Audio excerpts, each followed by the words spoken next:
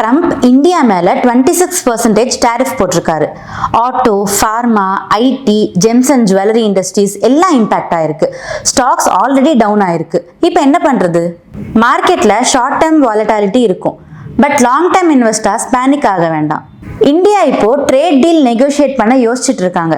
But இதனால நம்ம போர்ட்ஃபோலியோல என்ன ஆகும்? நான் ஏன் இவ்வளோ யோசிச்சுட்டு இருக்கேன்?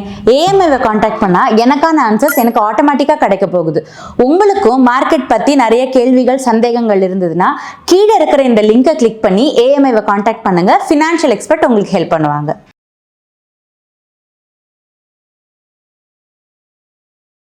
ஃப்ரெண்ட்ஸ், இந்த சேமிப்பு முறைகள் பதிவில் நாம் ஒரு முக்கியமான கேள்வியை எழுப்ப போகிறோம்.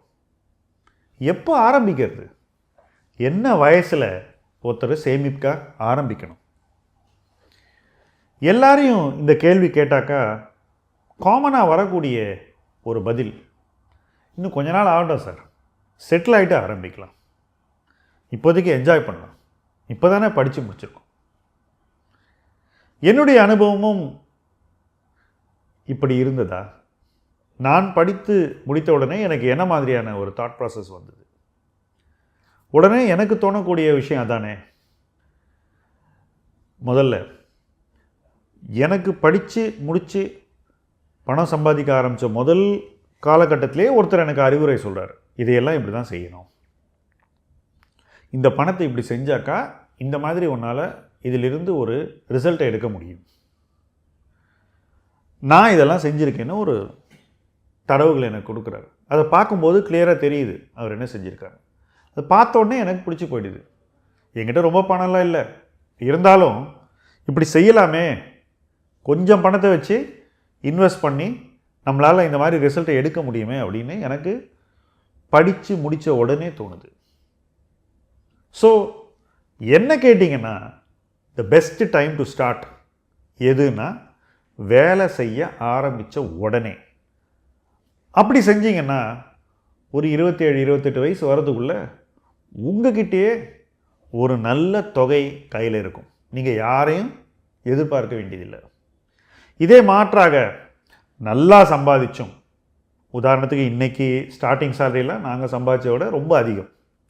ஸோ நல்லா சம்பாதிச்சோம், என்ஜாய் பண்ணுவோம், என்ன அவசரம், இப்போதைக்கு எல்லாத்தையும் அனுபவிப்போம் அப்படின்னு எல்லா காசையும் வேட்டு விட்டிங்கனாக்கா அதே 27-28 வயசு ஆகும்போது இவ்வளோ வருஷம் வேலை செஞ்சும் கையில் ஒன்றுமே இருக்காது.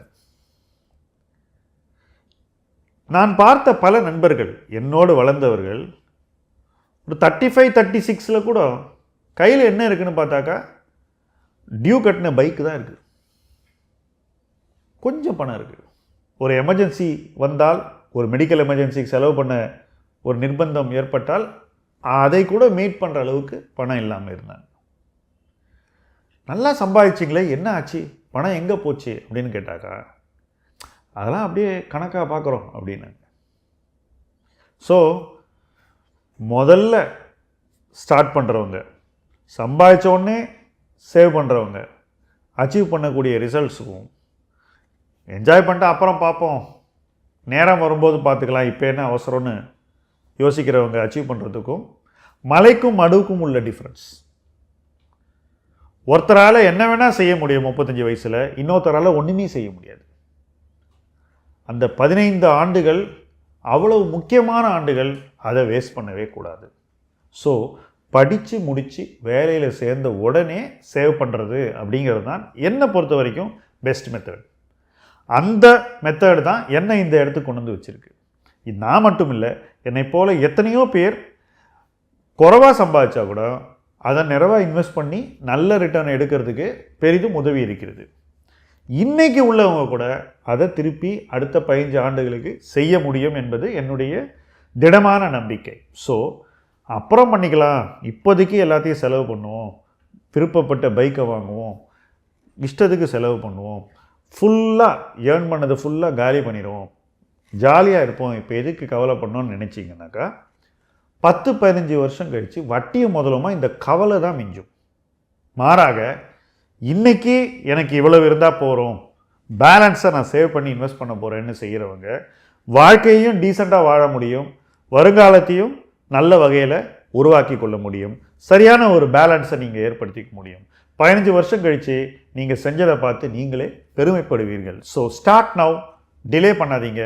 முதல்ல எப்படி சேமிக்கலாம், எவ்வளவு சேமிக்கலாம், எங்கே சேமிக்கலாம், எப்படி முதலீடு செய்யலாம், எவ்வாறு அதை வளர்க்கலாம், இந்த தாட் ப்ராசஸ்க்கு வாங்க, ஸ்டார்ட் பண்ணுங்க, ஜெயிங்க.